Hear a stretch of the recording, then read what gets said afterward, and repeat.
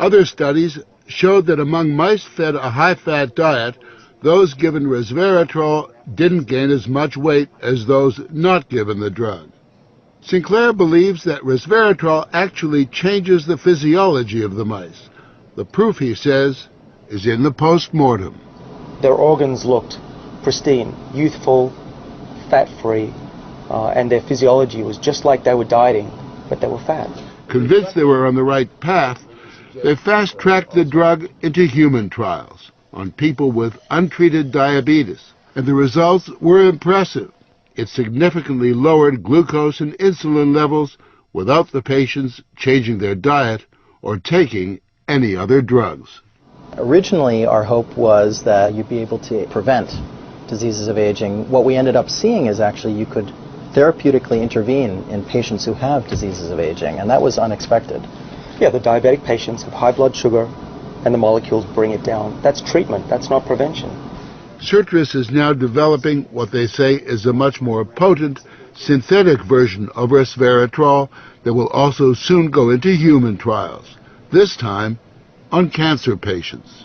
I keep on thinking, you know, what used to seem like it was science fiction, I actually believe the biology is right, and if we're right, this may be the most important thing that we're going to do in our lives.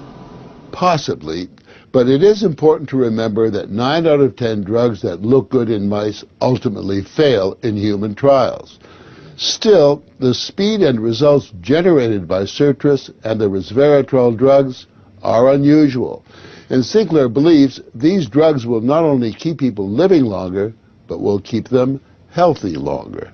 What we're talking about is potentially making a 90-year-old as healthy as a 60-year-old. A 90-year-old can play tennis and see their great-grandkids graduate from college. People will live active, healthy lives and then die quietly in their sleep, and that's really the aim here with these medicines. Are we on the edge of maintaining active lives into our hundreds, for example?